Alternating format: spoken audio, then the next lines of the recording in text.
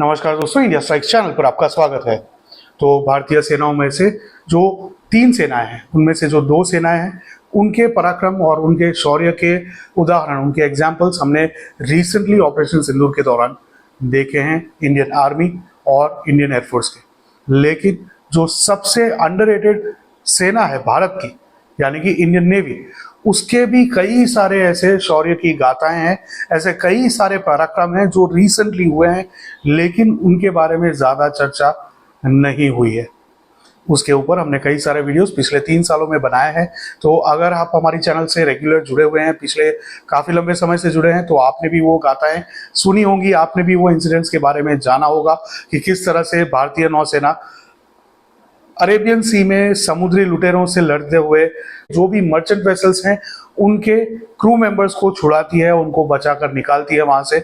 उसके बारे में आपने सुना होगा। लेकिन आज कुछ बहुत ही इंटरेस्टिंग हुआ है यूएन में, यूनाइटेड नेशंस में, जहां पर Indian envoy to UN P Harish ji ने एक छोटी सी स्पीच दी है, तकरीबन 4-5 मिनट की, जिसमें उन्होंने इंडियन नेवी की ये जो गाथाएं हैं उनका एक ओवरव्यू दिया है, और वो भी सिर्फ पिछले 2 सालों का, यानी कि 2023 से लेकर अभी तक का।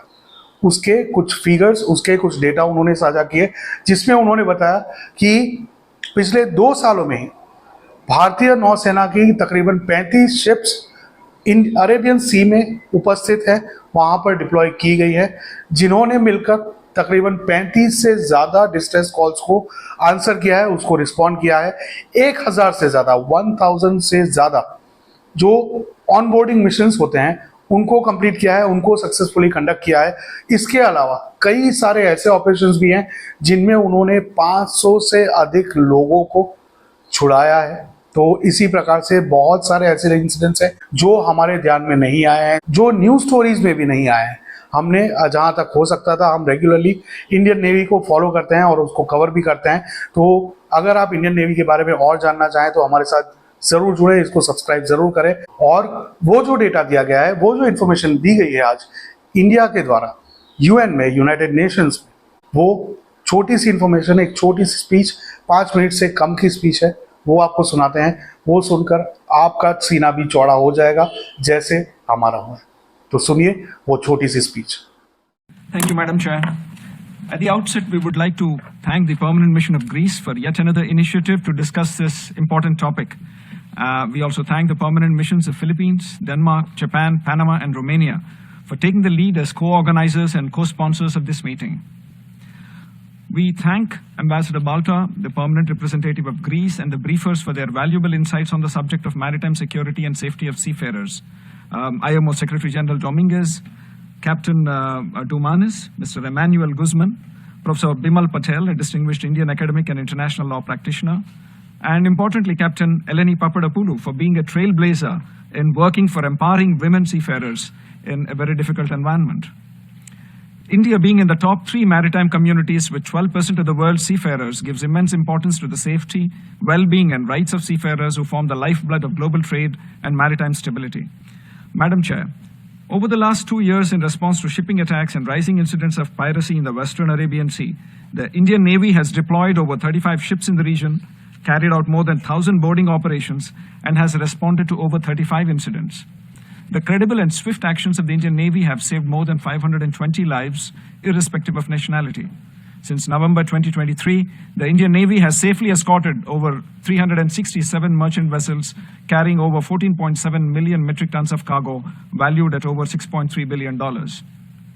India's decisive action in the liberation of MV Ruin from Somali pirates and the rescue of crew members demonstrated India's commitment to safeguarding seafarers, irrespective of their flag and nationality. Indian seafarers serving on the Maryland Luanda showed exceptional courage in the face of a missile attack in the Gulf of Aden and were recognized with the IMO Bravery Award, while the Indian Navy received an IMO Commendation for this operation.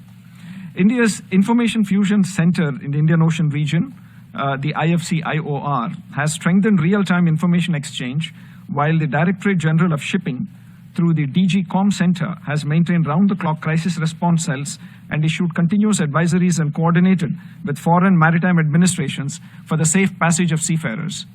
I bring to kind attention of the Chair that IMO has added the IFC IOR as a key reporting center in the IMO Best Management Practices Maritime Security.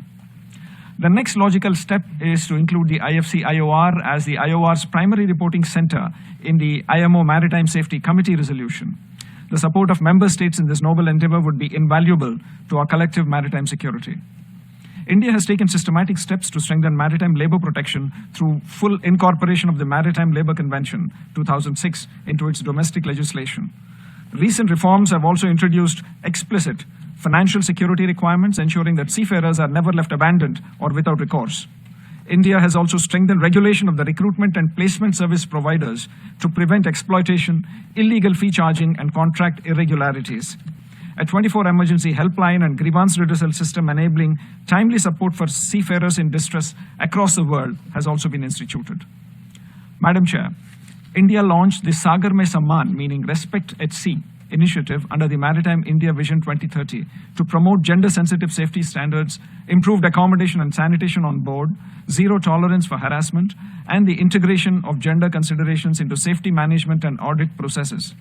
India has also demonstrated women's leadership at sea through the operation of an all-women crewed vessel by the Shipping Corporation of India, which stands as a model of professional capability and empowerment.